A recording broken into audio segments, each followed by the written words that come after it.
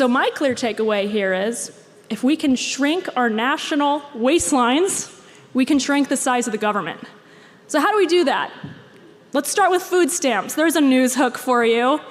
Over the government shutdown, we saw a lot of content creators, I believe they called it EBT talk, documenting their planned grocery store heists, how they were going to steal grocery store items. But what they ended up revealing through their ASMR videos on their ring light camera with really nice iPhones is that they were consuming a lot of junk food, a lot of garbage. What's making Americans fat is food and drinks packed with sugar, carbs, and high fructose corn syrup. And through our Supplemental Nutritional Assistance Program, or SNAP, Americans are incentivized to buy more garbage. Roughly 25% of SNAP dollars go to candy and soda. Roughly 25%. SNAP cost $63 billion in 2019. That jumped to $145 billion in 2023. There's 42 million Americans on that program. That's 12% of the population. I will agree that there are too many American people that are on SNAP benefits. But that means that you got to not look necessarily at SNAP. You got to look at the reasons that they're on SNAP. We know that over 1/4 of these people that are in receipt of SNAP benefits are actually the working poor in this country, right?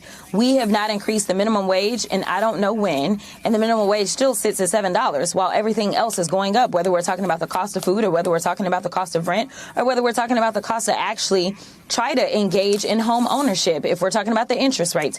And we know that under the failed leadership of this administration, this country has seen a loss of 1 million jobs, and that's just in the first few months. He's not even had a full year. So no, we need to work on economic policies that will put people into a position in which they are not the working poor, where they are still needing the $6 a day to eat. So yes, we need to talk about it, but I don't think that SNAP is the problem. I think that that is the resolution, or at least that is a symptom of the problem. We have a bigger problem in which we have billionaires that are continuing to rise up every single day and are getting richer and richer, to the extent that there was talk about Elon becoming a trillionaire, the first one in this country or in the world. Yet we still have people that have to go to the food bank and go to work, that have to sit there and go to make sure that they've got money on their SNAP and EBT cards. Like, that's a problem, and I do think that we need to address it. I mean, this is a program that has exploded over the last 20 years, and we are just dumping $100 billion a year into a program that we all know is being so woefully corrupted and exploited. People are selling their benefits. People are using them to get their nails done, to get their weaves and their hair. I mean, this is a really ugly program. It's weird to me to hear Josh Hawley screaming that we have to protect this, and that we're not talking about why is it so ridiculously expensive and exploited, and what can we do to make it better? I just provided my colleagues another one of my charts yesterday that showed from the inception in the 70s until President Obama, we would fluctuate somewhere between 6 and 10% of Americans on food stamps, right? Then Obama came in, dramatically increased flux of eligibility. Now it's between 10 and 15%. Right now you have 42 million Americans, 12.3% of our population on food stamps.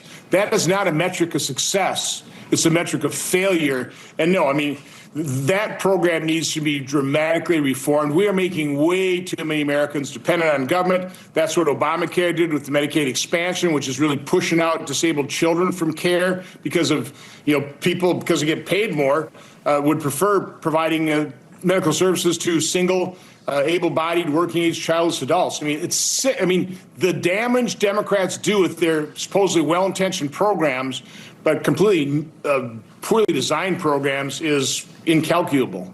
Yeah, I don't think they're even well-intentioned. I think it's all just a game to get as many people on them as you can, because then you've got a very reliant base of voters. If they need that program, if they need that money, they're always going to vote for you. So it's just a game of how many can we get on there, and that's why the moment you start talking about doing it responsibly, they freak out, because that's going to be cutting people off of it. I mean, that's the worst thing for their product.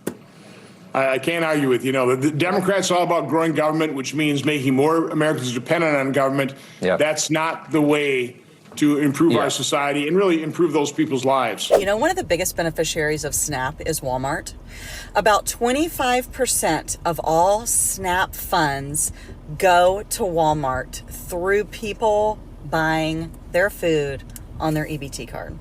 On top of that, a significant amount of Walmart's employees qualify for SNAP. So our tax dollars are also funding Walmart's employees because they aren't paying them a livable wage. So roughly $25 billion a year goes directly to Walmart from our SNAP benefits that we pay into every year. A couple of weeks ago, I went on my 15th annual farm tour across 12 farms in central and western Massachusetts. Over and over again, I heard from farmers about how they're bracing for these drastic SNAP cuts. Why?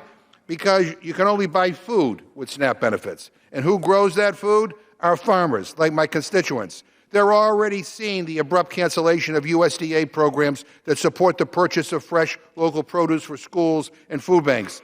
Not only did these cancellations reduce the amount of healthy fruits and veggies going to people in need, it took income away from our farmers. The very real and impending SNAP cuts are just another economic hit to our farmers. Madam Speaker, we're not operating in anything resembling business as usual right now. Republicans have ripped apart the longstanding Farm Bill coalition between nutrition and farming interests. The big ugly bill decimated modest yet meaningful SNAP benefits, all to give more tax breaks to the ultra-wealthy and well-connected. Madam Speaker, you either want to end hunger or you don't. And Trump and his Republican cronies in Congress have clearly chosen to make hunger worse. We cannot stand idly by while hunger is made worse in this country, the richest country in the world. And again, what is particularly galling is that Republicans champion tax cuts for multimillionaires and billionaires while decimating an essential program to help put food on the table. What is wrong with these people, Madam Speaker? We do not share the same values. So no new farm bill without fixing the big, ugly bill's cuts to SNAP. We can and we should do more, a hell of a lot more, to end hunger now. So we all know the Republicans have always been obsessed with the idea of people getting something for nothing, unless of course it's them and their billionaire buddies and the people in the elitist conservative white class, because of course those are the ones who are entitled to the best. They're entitled and they deserve the cream of the crop and the creme de la creme. You know, these people that sit up in the crowd and talk down about those who are struggling, you know, like, oh, well, this much of SNAP goes to soda and candy. So instead of maybe fixing that, maybe we can make it a bit more healthy. Let's just get rid of the whole thing. You know, because you know it's those welfare queens, it's those black and those brown people. But in reality, the majority of people who are on SNAP benefits are white, because the majority of people in America still to this day are white. And a lot of them, most of them, are in rural Republican areas. So they get up and they talk about this in front of their constituency, and it sells to them because, of course, they're the ones who are deserving of those benefits. And unfortunately, we have to have people like Donald Trump in office in order for people to see that they're getting played and that they're just getting strung along because they're robbing you blind. So, you know, at the end of the day, we all know this is nonsense, but I love when they go up there and they do that. What about all the breaks that people like Jeff Bezos gets? What about all the privileges that people like, Elon Musk, right? One man spent $300 million to get Trump over the finish line, goes into office, illegally cuts programs, illegally fires people. And then, of course, he ends the federal investigations into his own criminality. I mean, like, how is that fair? How is that right? How is that just? How does that make any sense? It doesn't. And so, you know, at the end of the day, I love poking fun at it. Unfortunately, it causes a lot of damage, but I think we have a lot of ammunition on our side going into the midterms and into the 2028 presidential election.